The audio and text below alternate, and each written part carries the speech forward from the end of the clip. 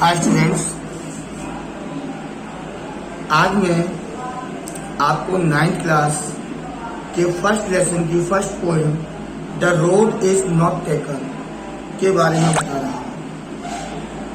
ये poem Robert Frost के द्वारा लिखी गई है और एक बहुत ही अच्छी कविता है।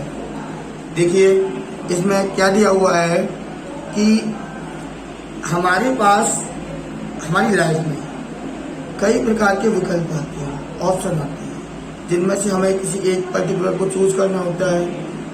तो हम उसको चूज करते समय हमारी मानसिकता क्या होती है, हमें कैसे चूज करना है, किस प्रकार से देखना है, इसको इस पोएम के अंतर्गत दर्शाया गया है। तो मैं सबसे पहले पहला पैराग्राफ इसका पढ़ रहा हूँ। The roads diverged in a yellow boat and sorry, I could not travel both, and we one traveler. Long I stood and looked down one as far as I could to where it went in the undergrowth.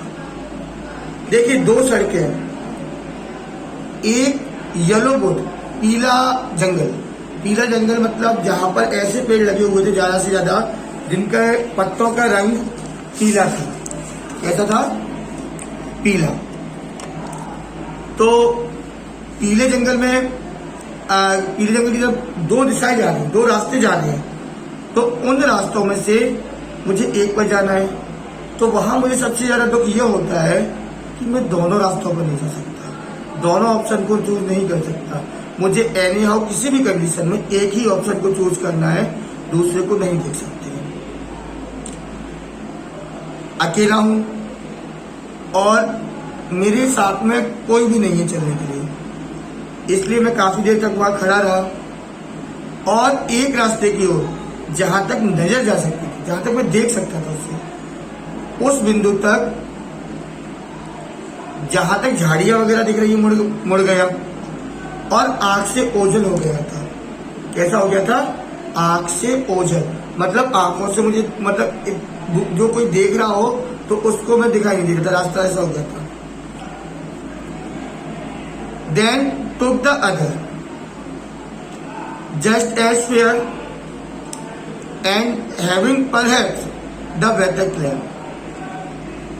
उसके बाद मैंने दूसरे रास्ते को चुना, वो भी अच्छा रास्ता था और शायद वो ज्यादा उसका मुझ पर अधिकार ज्यादा था, वो ज्यादा अधिकार वाला रास्ता था। बिकॉज क्योंकि it was grassy and wanted wear. ये कैसा था? ग्रासी था। ग्रासी मतलब घास से भरा हुआ था। और वॉन्टेड वियर बोलते हैं जिस रास्ते से चला नहीं गया हो। क्या बोलते हैं, किसे बोलते हैं? जिस रास्ते से चला नहीं गया हो, मतलब घास बड़ी बड़ी हो रही थी वहां पर। तो as far that the passing there had worn them really about the same. तो मैंने उस रास्ते से गुजरने वाले लोगों से बात की। दोनों ही सड़क से लोगों ने उन पर चलकर उन्हें समान रूप से घिस दिया था। मतलब ऐसा नहीं लग रहा था कि इस पर से कोई गुजरा है, दिख रहा था हमें गुजरे हुए हैं, बराबर हमें कंडीशन लग रही थी। And both that morning equally ले, और उस सुबह दोनों ही सड़कें समान रूप से इन लीव्स नो स्टेप है टोडन ब्लैक, पत्तियों से कवर हो गई थी और उन पर ऐसा लग रहा था कि किसी ने भी ट्रोडन नहीं किया, उसे दबाया नहीं, उसे काला नहीं किया है। मतलब जब पत्तियां बिछी जाती हैं उनके ऊपर हम चलकर जाते हैं तो हमारे पैरों से दबाव पड़ता है तो वो काली पड़ जाती है। तो ऐसे दोनों रास्तों में से कोई भी रास्ता नहीं लग रहा था मुझे कि जिस रास्ते पे से पत्तियां दबी हुई हो या काली पड़ गई हो। Oh I take the first for another day. अब अरे मैं पहली सड़क को किसी और दिन के लिए मैंने रख दिया है। मतलब संभाल के रखना, मतलब उस समय उसको यूज करना छोड़ देना। तो मैंने पहली सड़क को किसी अन्य दिन के लिए छोड़ दिया है। At knowing how way leads on to way, I doubted if I should ever come back. और फिर मैं ये जानता था कि एक रास्ता कैसे दूसरे रास्ते पर ले जाता है। मेरे मन में डाउट था कि मैं शायद ही कभी वापस आऊं। मतलब ये लग रहा था कि इस जगह पर मैं अब दोबारा से नहीं आऊंगा, तो ये रास्ता जो निकल के आ रहा है इससे ही मैं बाहर पहुंच जाऊंगा। I shall be telling this with a sigh. मैंने ये सारी चीजें आ भरते हुए कही। Somewhere ages and ages hence, और जहां पर एजेस युग बीत गए थे, कई युग बीत चुके थे, उस युग के बाद में।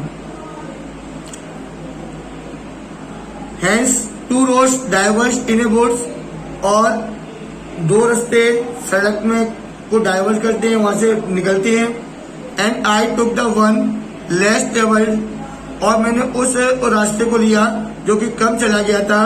And that has made all the difference, और इस चीज ने सारे अंतर को बना दिया था। इसी चीज ने सारे अंतर को बना दिया था। ठीक है, तो ये जो चैप्टर हुआ आपका, जो पोएम है the road is not taken, वो रास्ता जो पहले कभी नहीं चुना गया या नहीं लिया गया है, इसके चैप्टर की एनालिसिस हुई। अब जरा इनके क्वेश्चन को देखते हैं। आंसर आप अपने स्तर पर समझने की कोशिश कीजिएगा। अगर कोई डाउट आता है तो आप मुझसे पूछ सकते हैं। Where does the traveller find himself, what problem does he face. Traveller ने अपने आप को कहां पर पाया था और उसको क्या समस्या आ रही थी, तो इसका आंसर आप दे दीजिएगा कि ट्रेवलर ने कहां पाया था। अपने आप को ऐसे दो राह पर जा रहा था जहां पर दो सड़क निकल के जा रही थी। अब उनमें से किस सड़क को चुनना है, वो ट्रेवलर के लिए परेशानी थी। वो दोनों रास्तों पर एक साथ में नहीं जा सकता था। Discuss what these phrases mean to you. ये जो फ्रेजेस दिए गए हैं इनका आपके लिए क्या अर्थ होता है, इस पर डिस्कस कीजिएगा। अपने टीचर से कंसल्ट कीजिएगा, और कोई भी डाउट हुआ तो आप मुझसे भी पूछ सकते हैं। Discuss what these phrases mean to you. आपको डिस्कस करना है कि जो जो फ्रेज दिए जा रहे हैं उनका तात्पर्य आपके लिए क्या है। पहला है ए येलो वुड, पीला जंगल। दूसरा पॉइंट दिया हुआ है इसका, it was grassy and wanted wear. ये घास से भरा हुआ था और उस पर कभी चला नहीं गया था।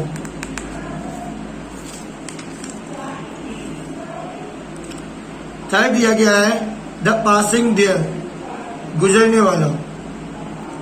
अगला दिया हुआ है leaves no step had trodden black, पत्तियां जिन पर किसी ने कोई कदम नहीं रखा हुआ है। अगला हुआ है इसमें how way leads on to वे, किस तरह से एक रास्ता दूसरे को ले आता है।